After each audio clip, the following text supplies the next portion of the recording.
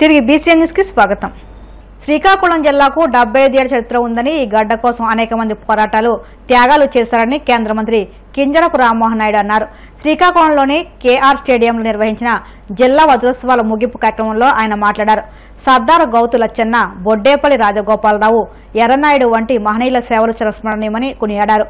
రాజకీయాలు, వ్యాపారం, సాహిత్యం, శాస్త్రం, రక్షణ దళాలు వంటి అన్ని రంగాలను జిల్లాకు చెందిన ఎంతో మంది ప్రతిభావంతులు ఉన్నారని, సమిష్టిగా జిల్లా అభివృద్ధికి కృషి చేద్దామని ఈ సందర్భంగా ఆయన పిలుపునిచ్చారు.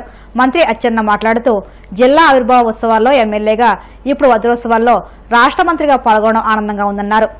ఈరోజు కేవలం మనం సెలబ్రేట్ చేసుకోవడమే కాదు, 75 సంవత్సరాలు ఎంతో మంది వ్యక్తులు యాగాలు చేశారు, ప్రాణాలు అర్పించారు, ఎంతో కృషి చేశారు మన శ్రీకాకుళం జిల్లా భవిష్యత్తు కోసం, శ్రీకాకుళం జిల్లా అభివృద్ధి కోసం.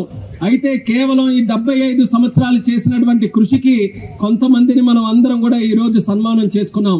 వాళ్ళందరూ కూడా తాలూకా జీవిత చరిత్ర మీరు చూస్తే వాళ్ళు కేవలం వ్యక్తులు కాదు, ఏ రంగాల నుంచి అయితే వాళ్ళకి ఎంచుకొని ఈ రోజు సన్మానం చేశామో ఆ రంగాల్లో ఒక వ్యవస్థలలాగా శ్రీకాకుళం జిల్లా చరిత్రని తిరగరాసే విధంగా ఎదిగినటువంటి వ్యక్తులు కేవలం ఈ రోజు సన్మానించుకున్నటువంటి వ్యక్తులే కాదు, ఇంకా చాలా మంది ఉన్నారు.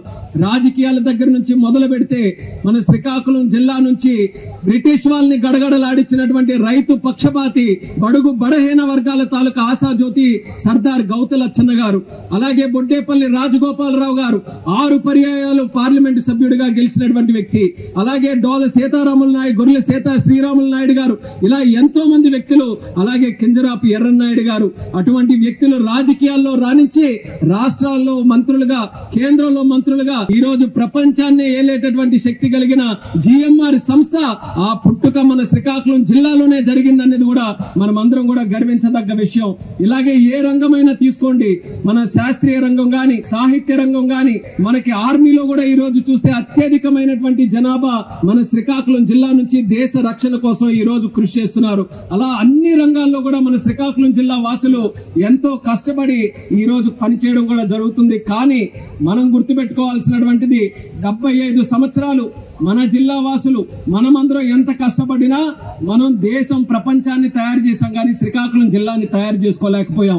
దుబాయ్ తయారైందనంటే మన శ్రీకాకుళం జిల్లా వాసులు, దేశంలో పెద్ద పెద్ద నగరాలు తయారయ్యాయనంటే శ్రీకాకుళం జిల్లా వాసులు. ఈ రోజుకి కూడా సింగపూర్ నగరానికి వెళ్తే అక్కడ ఎవరు పని చేస్తున్నారనంటే కనబడేది మన శ్రీకాకుళం జిల్లా వాసులు. అంటే మనం జిల్లా వదిలి ప్రపంచాలు దాటుకుని ప్రపంచంలో ఉన్నటువంటి నగరాలన్నీ కూడా నిర్మిస్తున్నాం. ఇక ఆ సమయం అయిపోయింది.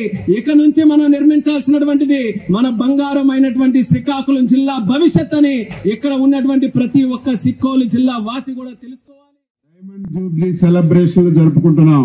ఈ దేశంలో, రాష్ట్రంలో 75 సంవత్సరాలు చరిత్ర నిలిచినటువంటి రాజకీయ నాయకులు ఉన్నారు.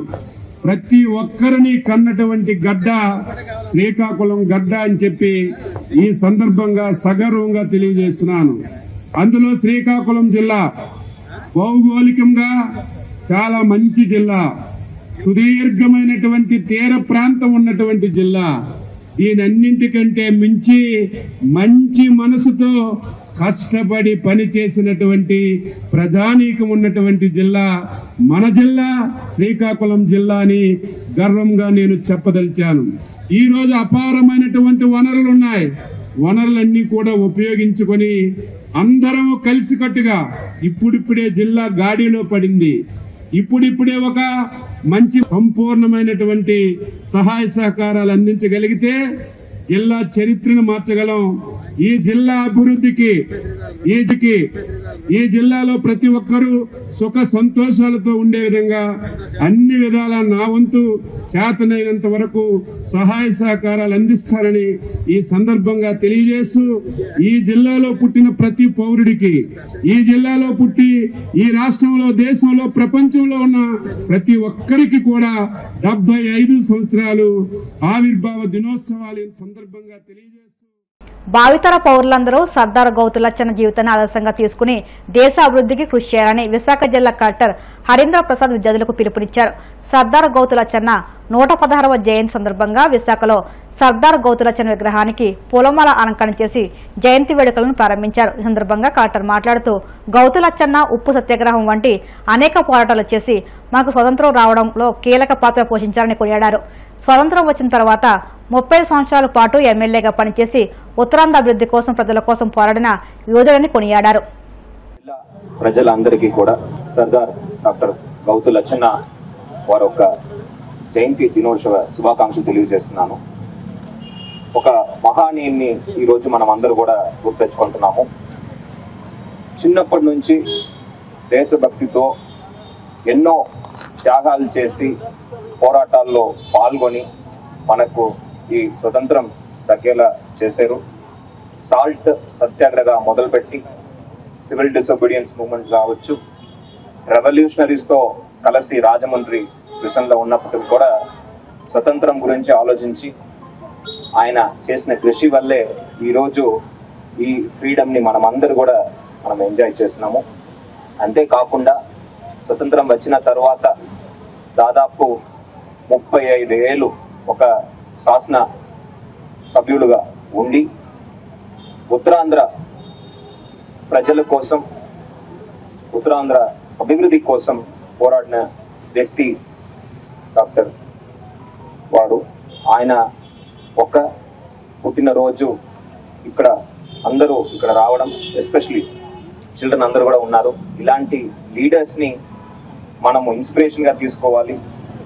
వాళ్ళలాగా మనం కూడా ప్రజల కోసం, ఈ సమాజం కోసం కష్టపడాలి, కృషి చేయాలని ఈ సందర్భంగా అందరినీ కూడా కోరుతున్నాను. ఈ సందర్భంగా లచ్చన్న వారు కుటుంబ సభ్యులు కూడా ఉన్నారు. వారికి కూడా ప్రత్యేక ధన్యవాదాలు, అదేవిధంగా అభినందనలు తెలియజేస్తున్నాను. మేడం గారు, ఎమ్మెల్యే గారు ఈరోజు సేమ్ ప్రజా సేవని కొనసాగిస్తున్నారు. వాళ్ళు తరతరాలుగా వారు ఒక మంచితనాన్ని ప్రజలకి తీసుకువెళ్తున్నారు. ఆ విధంగా యంగ్స్టర్స్ అందరూ కూడా ఇన్స్పిరేషన్ తీసుకొని ముందుకు వెళ్ళాలి. ఈ కార్యక్రమం ఈరోజు జరుగుతుందంటే కేవలం గౌరవ ముఖ్యమంత్రి వర్యులు దీన్ని ఒక స్టేట్ ప్రోగ్రామ్గా అనౌన్స్ చేస్తూ ఆయనకి దక్కాల్సిన ఆ మర్యాద ఇవ్వాలని రాష్ట్ర వ్యాప్తంగా జారీ చేసిన జీవో వల్లనే ప్రత్యేకంగా గౌరవ ముఖ్యమంత్రి వర్యులకి ఈ సందర్భంగా నేను ధన్యవాదాలు తెలియజేస్తున్నాను.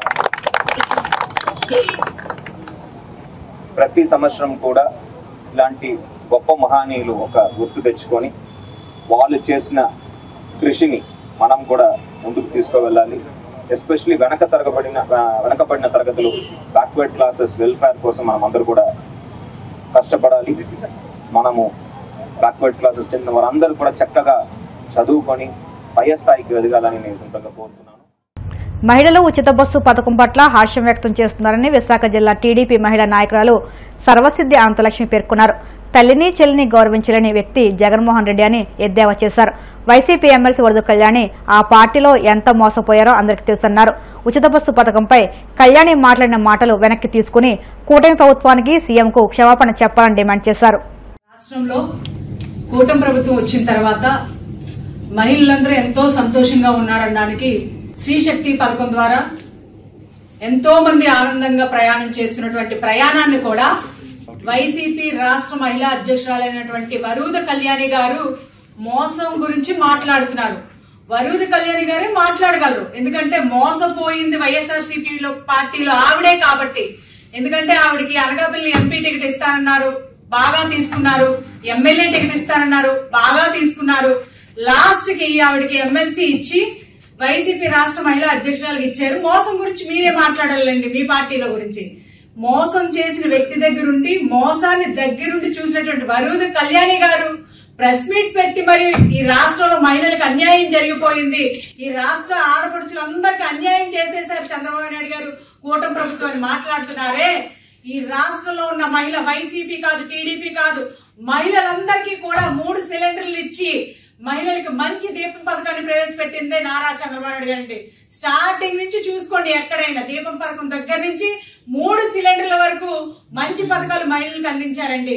అలాగే ఈ రోజు ఫ్రీ బస్ కూడా అందరికీ ఉచిత ప్రయాణాన్ని కల్పిస్తే ఆ ప్రయాణానికి కూడా ఈవిడికి ఎక్కడో అడ్డొచ్చేసింది, మోసపూరితం కనిపించిందంట. నిజమే తల్లి, ఏమైనా ఉంటే మీ జగన్మోహన్ రెడ్డి దగ్గర మాట్లాడు మోసాన్ని గురించి. ఎందుకంటే నీ ఇంట్లో ఉన్న అమ్మని జాగ్రత్తగా చూసుకోండి జగన్మోహన్ రెడ్డి గారని చెప్పలేవు, చెల్లిని ర్యాకీ కట్టించుకోతా అని చెప్పి నీ జగన్మోహన్ రెడ్డిని అడగలేవు.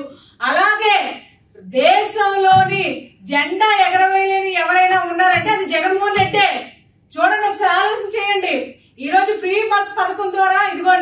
మేమే ప్రయాణం చేసాం ఫ్రీ బస్ పథకం. ఈ రోజు ఎంత మంది మహిళలు చాలా ఆనందపడుతున్నారు. నేను ఎక్కి స్వయంగా వాళ్ళతో మాట్లాడడం జరిగింది. వాళ్ళందరూ హ్యాపీగా ఈ రోజు దేనికైనా కార్యక్రమానికి వెళ్తున్నారంట అందరూ. కానీ వాళ్ళ భర్తలు వెళ్ళేవారు ఇంతకు ముందు, కానీ ఈ రోజు భార్యలందరూ బయలుదేరి ఈ రోజు ఈ ఫ్రీ బస్ పథకంలో శ్రీ శక్తి అనే పథకం ద్వారా ప్రయాణం చేస్తున్నామండి. మాకు చాలా హ్యాపీగా ఉంది. పిల్లలతో ఇంతింత పిల్లలతో అందరితో కూడా ఈ రోజు ఆధార్ కార్డులు చూపించి ప్రయాణం చేస్తున్నారంటే అదండి వాళ్ళకున్న గొప్పతనం. మహిళలందరూ సంతోషంగా ఈ రాష్ట్రంలో ఎక్కడికైనా ప్రయాణం చేయొచ్చు అని చెప్పి చంద్రబాబు నాయుడు గారు మాకొకసారి మరొకసారి మహిళని ఈ రోజు ఆనందంగా చూపిస్తే, ఈ రోజు వరుద కళ్యాణి గారు లబో దిబో మరి మోసపూరిత హామీలు మోసం చేసిన కూటమి ప్రభుత్వం చంద్రబాబు నాయుడు, లోకేష్ గారు, డిప్యూటీ సీఎం పవన్ కళ్యాణ్ గారని ఓ ఉర్రూతులకు ఓ దంపులుగా నిన్న ప్రెస్ మీట్ పెట్టాక తల్లి. మోసానికి care of address Jaganmohan Reddy, మోసానికి care of address YSRCP party. వార్తలు ముగించే ముందు ముఖ్యాంశాలు మరొక్కసారి. పాలకొల్లో ఘనంగా మంత్రి నిమ్మల రామానాయుడు కుమార్తె శ్రీజ పవన్ నిశ్చితార్థ వేడుక. కాబోయే నూతన వధువరులను ఆశీర్వదించిన మంత్రి నారా లోకేష్. నక్కపల్లిలో ఆధునిక సదుపాయాలతో కూడిన మోడల్ పోలీస్ స్టేషన్ నిర్మాణం. ముఖ్య అతిథులుగా పాల్గొని శంకుస్థాపన చేసిన హోంమంత్రి అనిత, డీజీపీ హరీష్ గుప్తా. ఉచిత బస్సు ప్రయాణాన్ని ఉచిత బోగస్ ప్రయాణంగా మార్చేశారు. కూటమి ప్రభుత్వంపై వైసీపీ ఎమ్మెల్సీ వరద కళ్యాణి ఫైర్. ఏలూరు జిల్లా భీమవరంలో గంజాయిని తరలిస్తున్న యువకులు అరెస్ట్. 40,000 విలువ గల 2.13 కిలోల గంజాయిని స్వాధీనం చేసుకున్న పోలీసులు. ఈ వార్తలు ఇంతటితో సమాప్తం. మరిన్ని వార్తల కోసం BCN digital YouTube channel, Facebook పేజీని ఫాలో అవ్వండి. అప్డేట్ వార్తల కోసం ప్లీజ్ సబ్స్క్రైబ్.